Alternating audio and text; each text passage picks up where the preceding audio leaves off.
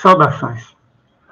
A gente, nesse vídeo, vai falar um pouco sobre o que é o tal grande reset, do qual muita gente fala. A Agenda 2030 para a ONU. Vamos começar com a definição, certo? Vamos começar com a definição. Definições ajudam muito a gente. Para que você não tenha que ficar perdendo tempo caso você não interesse pelo assunto. Acho que é importante ser honesto. A definição que vamos adotar vai ser a do Pedro Escobar, que ela é muito boa. É concisa e ilustra bem o que é o grande reset. É acumular, privatizar e financiar todos os ativos da terra, sob o pretexto de protegê-los. Numa tradução, seria mercantilização e monetização de todo o mundo natural, ou seja, transformar a natureza num bem privado, de propriedade, ou pelo menos de posse e controle das corporações financeiras multinacionais. É isso que se trata o grande reset. Lembrando que nesse vídeo estamos falando especificamente da parte ambiental do grande reset, que são várias as considerações envolvidas. Não dá para fazer uma discussão, eu quero fazer no máximo 20 minutos, de todo o grande reset. Então, aqui nós estamos debatendo as considerações ambientais, ecológicas, para entender algumas coisas que andam acontecendo. E o risco que a Amazônia, por exemplo, corre. Mas não só a Amazônia. Todos os povos tradicionais, as comunidades indígenas, as comunidades quilombolas, o planeta e o Brasil inteiro estão sob risco dessa ameaça, tá certo? Então, vamos discutir nesses termos ecológicos. Bom, a nossa primeira consideração vai ser tirada do Open Democracy. É um artigo muito interessante escrito por Erich Gleckman. Ele diz o seguinte, e isso é importante, um novo casamento corporativo e governamental ocorreu discretamente na semana passada, quando a liderança do Fórum Econômico Mundial, que é Davos, e das Nações Unidas, assinaram um memorando de entendimento para fazer uma parceria entre si. Embora esse memorando de entendimento seja exibido com orgulho no site do Fórum Econômico Mundial, ele não pode ser encontrado em nenhum lugar do site da ONU. A única indicação do site de que esse importante novo desenvolvimento foi feito é uma foto da caneta usada para assinar o acordo e 2 fotos da cerimônia de assinatura. Só isso, certo? Uma razão para essa diferença é que o Pacto Global da ONU, centrado nas empresas, recebeu muitas críticas da imprensa. Agora, o novo acordo, Fórum Econômico Mundial, ONU, cria um segundo lugar especial para as corporações multinacionais dentro da ONU. Não há lugar institucional semelhante dentro do sistema da ONU para a sociedade civil, acadêmicos, líderes religiosos ou jovens. É difícil imaginar um governo nacional assinando uma parceria formal semelhante com uma de suas organizações empresariais. Tá certo? Então é isso. A ONU, gente, ela é cada vez menos representante de povos ou mesmo de governos e cada vez mais uma intermediadora das relações entre o grande capital, as corporações, a finança e a sociedade. Certo? Ela não está representando mais os povos do mundo. Se é que um dia já representou. Ela está cada vez menos representando os países do mundo e cada vez mais representando as corporações do mundo. Perfeito? No fim desse vídeo aqui, eu vou ver se eu consigo gravar algumas imagens do que eu estou dizendo. Não é uma promessa, eu vou tentar, a minha internet é muito ruim e qualquer coisa acaba nos prejudicando muito, né? Porque fica difícil de fazer, fica lento, demora.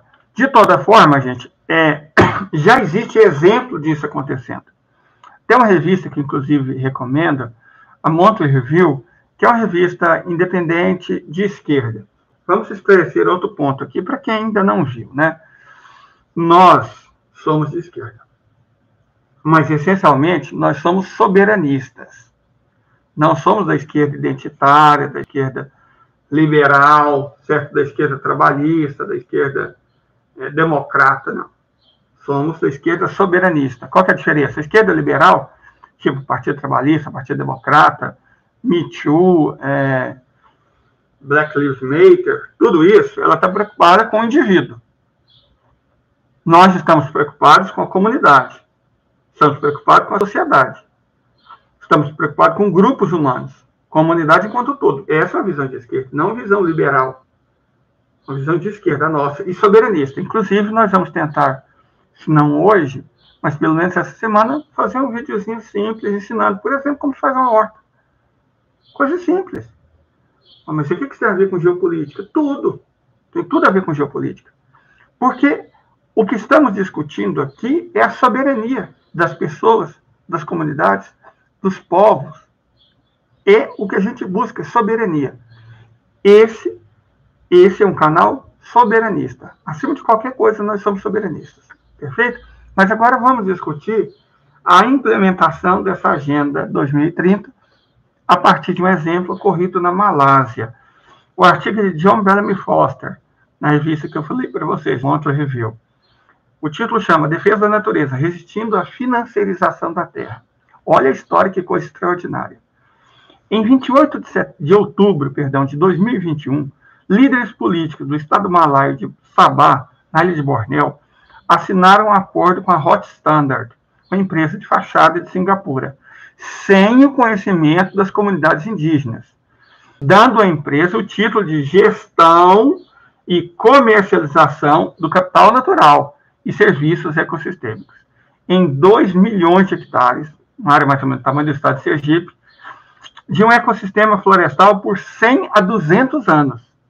Embora a natureza completa do acordo não tenha sido divulgada, investigações jornalísticas e uma ação movida por Adrian Lazibang, um líder indígena de Bornéu, na Malásia, revelaram que o acordo de conservação da natureza permitiu que a Rocha Standard, uma holding com 2 diretores, capital financeiro de $1.000, mas apoiado por investidores não revelados, claro, de vários bilhões de dólares, havia adquirido direitos comerciais sobre o capital natural no ecossistema florestal de Sabah. A receita dos direitos dos serviços ecossistêmicos, como abastecimento de água, ou seja, vai ser cobrado, né? Para ter receita, vai ter que ser cobrado. Sequestro de carbono, silvicultura sustentável e conservação da biodiversidade, no próximo século, foi estimado em cerca de 80 bilhões de dólares, com 30%, ou seja, 24 bilhões, destinados à Rocha Standard.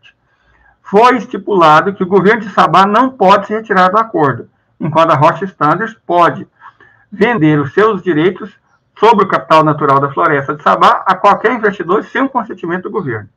O singapuriano Ho Chun Ho, que supostamente se apresentou erroneamente como diretor da Rocha Standard, ele não estava listado entre seus diretores, mas é considerado diretor de projeto e financiador estratégico da companhia, é o diretor-gerente da empresa de private equity Southern Capital Group, que se concentra em aquisições corporativas. Documentos financeiros revelaram que a Rocha Standard, como uma empresa de fachada, lista um único acionista, a Lionsgate, uma empresa registrada nas Ilhas Virgens Britânicas, onde, como paraíso fiscal, né, de base bancária para dinheiro escuro, é ilegal divulgar o nome dos acionistas. Então, ninguém sabe quem são os donos, os acionistas dessa Lionsgate. Mas vai ficando pior. O acordo de conservação natural entre o governo de Sabah e a Rocha Standard foi intermediado pela consultoria australiana Terra Austrália, especializada na financiarização do capital natural. Peter Burgers, CEO da Terra Austrália, defendeu a exclusão dos povos indígenas do acordo sob a base neocolonial e racista de que, se fosse necessário sentar em volta de cada fogueira, conversando com os povos indígenas sobre as selvas em que vivem, absolutamente nada seria realizado. De acordo com Burgers, as comunidades indígenas, são 39, que vivem nas florestas de Sabah e perfazem mais de 25 mil pessoas, na verdade não sabem que suas selvas, por 200 anos, serão reestruturadas, fornecendo benefícios para elevá-los e trazê-los de volta à sociedade normal, ou seja, acabar com o modo de vida tradicional deles. A Terra Austrália está intimamente ligada aos principais bancos multinacionais do núcleo capitalista, como o Credit Suisse, aquele que teve um papel no sumiço de ouro de um determinado grupo étnico perseguido entre 33 e 45, e o HSBC.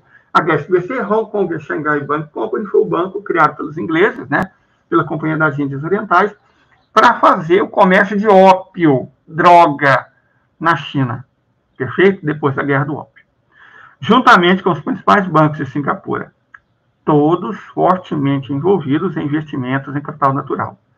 Então, a parceria com a Rocha Standard juntamente com Harvard, Instituto de Tecnologia de Massachusetts, Cornell, acabou resultando na criação de plataformas de capital natural para investimento privado. É aquilo que eu falo da educação americana. É isso. As maiores universidades, os maiores centros de pesquisa são os melhores. Fonte, eles mesmos. E servem para isso, gente. A educação já foi privatizada. Nos Estados Unidos, por exemplo, e mesmo no Brasil, a educação é cada vez mais privada. Ela obedece cada vez mais à lógica do interesse corporativo e cada vez menos à lógica do interesse das pessoas. Aí você fica preocupado, você tem aquele grupo de gente que fica, não vou mandar meu filho para a escola porque elas vão ser doutrinadas. Gente, vocês de verdade, alguma vez na vida, já leram um livro-texto de um grupo de ensino? Não vamos falar nomes aqui, né, porque pode dar BO, mas vamos chamá-los de Barnulli, Toque. Vocês já leram um livro-texto? E pode ser de qualquer matéria. Pode ser até de matéria esquerdista, de geografia, história, ou das novas disciplinas, né? Uma das primeiras coisas que o Temer tratou de fazer depois do golpe, que é a reforma do ensino médio.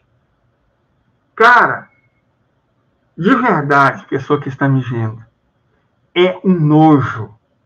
São empresas dos Estados Unidos, do Canadá, da Inglaterra, cada um é dono de um sistema de ensino. Não acho que esses sistemas de ensino são nacionais, não são.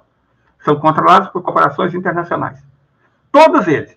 Pesquisa. Você vai descobrir qual empresa controla ele e de que país essa empresa é.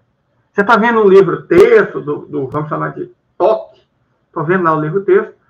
E aí você vai descobrir que é de uma empresa, certo? Um grande grupo, que controla outros grupos de educação e que a editora é do Canadá. Então, as editoras compram os grupos de ensino e os livros que são, na verdade, feitos, organizados ou gerenciados lá de fora, dos Estados Unidos, do Canadá, da Inglaterra, do mundo anglo-saxão, são enfiados goela abaixo nos alunos de classe média desse país. Então, eles estão sendo doutrinados, sim, mas não pela esquerda comunista. Estão sendo doutrinados por grandes corporações, certo? Eles estão sendo burrificados por essas corporações. A verdade é essa. Por que o ensino só piora? Porque esse é o projeto. Veja os Estados Unidos. O melhor ensino do mundo, né? As melhores universidades. As pessoas não sabem geografia. A básica, mais elementar geografia. Esse é o objetivo. Quando você pega a Fundação Ayrton Senna, gente, o que o Ayrton Senna entendia de educação? A Vivian Senna que administra. Usa o nome do irmão para implantar neoliberalismo dentro das escolas do país. A vítima da Fundação Ayrton Senna foi o governo do estado de Goiás. Eu sou de Goiás. Eu trabalhava no ensino público na época. Quando começou a se implementar as políticas da Fundação Ayrton Senna. As políticas da Fundação Ayrton Senna também norteiam do estado de São Paulo, onde é proibido da bomba. E ninguém aprende porcaria nenhuma. Metade das pessoas termina o ensino médio funcionalmente analfabeta. Mas esse é o objetivo, essa é a ideia. Essa ideia nunca foi melhorar a educação. Nunca foi o objetivo da Fundação Ayrton Senna, das empresas que são donas dos grupos de ensino, dessas editoras internacionais estrangeiras, melhorar o ensino, ou construir um ensino libertador. De forma alguma. O objetivo sempre foi tornar o aluno cada vez menos crítico, cada vez mais capaz de interesses que nem brasileiros são. Mas vamos voltar ao tema. Os dois principais promotores de acordo do governo de Sabah com a Rocha Standard foram, repare os nomes, Stan Lassa Golokin, assinado pela Rocha Standard, e Jeffrey Kittingham, representando o governo de Sabah. Golokin é parceira do negócio de Burgess no Terra Austrália e está vinculado a 11 empresas registradas nas Ilhas Virgens. Ele foi listado como associado de outras 4 corporações incluídas no Panama Papers. Aquele escândalo de vazamento de dados que envolveu até brasileiro, né, e cuja responsável acabou vindo a óbito. Muito bem. Então ele está ligado a esse tipo de coisa. Dados vazados sobre transações financeiras obscuras da elite global. Kittingham é o segundo vice-ministro, chefe e ministro estatal da Agricultura e Pesca em Sabah. E foi testemunha da assinatura do acordo por Frederick Kugan, que é o conservador-chefe das florestas de Sabah. Preste atenção na história desse Kittingham. Kittingham emergiu como principal defensor do acordo de governo de Sabah nas décadas de 1980 e 1990, quando ele e Golokin, lembra de Golokin? o cara responsável por promover o acordo. Então, quando ele e o Golokin estiveram envolvidos na Fundação Sabah, que recebeu uma concessão de 1 século, 100 anos, para 1 milhão de hectares de floresta, a ser manejada com base em rendimento sustentável. Kittigan era o diretor da Sabah Foundation, enquanto Golokin era gerente geral do grupo, de uma holding para ativos comerciais da Sabah Foundation. Como evidência da corrupção extraordinária na época, cerca de 1 bilhão e 600 milhões de dólares, repare esse valor, 1 bilhão e 600 milhões de dólares de aluguel de madeira desapareceram na sua gestão, enquanto a riqueza pessoal dele, Kittigan, durante esses 9 anos como diretor da fundação, subiu misteriosamente para 1 bilhão de dólares. Ele se tornou bilionário nisso. Quer dizer, some 1 bilhão e 600 milhões no lugar e aparece 1 bilhão na mão dele. Certo? Para vocês terem ideia de como a coisa funciona. Durante o mesmo período, o irmão de Kittigan foi ministro-chefe de Sabah. Foi ele o responsável pelo 1 bilhão e 600 milhões de dólares de aluguel da madeira. Em fevereiro de 2022, o Acordo de Conservação da Natureza, olha só a palavrinha verde, entre o governo de Sabah e a Rocha Standard, está em uma espécie de limbo legal, de acordo com o Procurador-Geral de Sabah, uma vez que os principais aspectos do acordo, não são vinculativos ou execuíveis. No entanto, embora o Acordo Padrão de Conservação de Natureza Sabah-Rock esteja atualmente suspenso, ele pode ser visto como parte da massiva corrida do ouro para garantir direitos sobre o capital natural, é disso que se trata, do mundo, que agora está ocorrendo globalmente, a Amazônia inclusive. Não é por acaso que o acordo multibilionário de capital natural de Sabah, em 28 de outubro, ocorreu apenas um mês depois que a Bolsa de Valores de Nova York e o Intrinsic Exchange Group anunciaram, vejam só, a criação de uma nova categoria de ativos, na forma de empresas de ativos naturais, estipuladas como veículos financeiros para propriedade, gestão e controle dos ativos de capital natural no mundo. Lembra o crédito de carbono? É só a ponta do iceberg, gente. Olha só, apenas 3 dias após o acordo Rocha Standard ter sido feito, a Conferência das Nações Unidas de Glasgow sobre as negociações climáticas começou. Aquela que não deu em nada. Isso coincidiu com a consolidação da ascensão e proeminência global da Glasgow Financial Alliance for Net Zero, anunciando-se como representante de bancos multinacionais e a administração do dinheiro, que somam 130 trilhões de dólares em ativos financeiros, liderados por alguns dos mesmos bancos multinacionais, HSBC, Credit Suisse, com as quais o que a Austrália estava conectado. Golokin esteve presente nas negociações climáticas da ONU em Glasgow, buscando angariar financiamento global para acordo de conservação da natureza Rock Standard Sabah, que ele afirma ser projetado para extrair o potencial dos ativos preguiçosos da floresta de Sabah, um termo que se refere a serviços ecossistêmicos não incorporados ao mercado, ou seja, gratuitos, como água, ar, natureza. Burgess fez uma apresentação na Conferência Internacional do Coração de Bornéu, em novembro de 2021, com o objetivo de atrair investimento em capital natural para Bornéu. Ele descreveu o ambiente natural de Bornéu como alvo principal para o movimento global direcionado à monetarização dos ativos de capital natural no mundo. É impossível exagerar a extensão dessa corrida ao capital natural, agora promovido pelo financiamento especulativo global, desde a crise financeira de 2007 e 2010, quando procurou buscar ativos reais no ambiente físico para sustentar a contínua expansão da dívida. Gente, nós já falamos sobre essa questão da contínua expansão da dívida. O Oeste coletivo, os Estados Unidos, a Europa, Japão, Austrália, a moeda deles não tem lastro. Não elas credem ouro, prata ou riqueza. Elas credem dívida. Certo? Então, o que acontece? Você emite dívida como forma de criar riqueza. Pode parecer um absurdo, mas é exatamente isso que acontece. No entanto, quando você está emitindo dívida, você tem um outro objetivo em vista. Você imprime dinheiro. Basta os Estados Unidos fazer isso, imprimir dinheiro. Só que todo mundo sabe que quando você imprime dinheiro sem a riqueza necessária, isso gera inflação. Então, o que eles fazem para não gerar inflação? Eles criam dívida. A dívida, ela capta um pouco dessa riqueza, e mais, na forma de dívida, as pessoas pagam juros, as pequenas empresas pagam juros, os governos pagam juros. Para quem? Para os banqueiros. que foram os mesmos que emitiram a dívida. Então, esse juro é parte da renda dos trabalhadores, das pessoas, dos governos, dos pequenos negócios, que sai do trabalho deles e vai direto para as mãos gulosas do grande capital. É exatamente isso que acontece. E mais, como tem uma quantidade de dinheiro imensa em circulação, que não equivale à riqueza natural da terra, qual que é o objetivo aqui? Bom, não tem tanta riqueza que para sustentar, de servir de laço e tanto dinheiro em circulação. Então, o que eles fazem? Bom, vamos privatizar o mundo. Privatizando o mundo, a gente cria riqueza, a gente dá valor a coisas que atualmente são gratuitas, são de toda a humanidade, de todas as pessoas. Esse é o objetivo do acordo ONU-Davos, certo?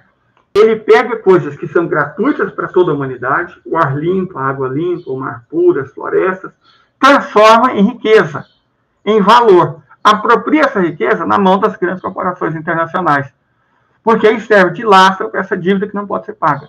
A dívida continua crescendo, mas enquanto ela cresce, a terra vai se tornando como propriedade dessas corporações.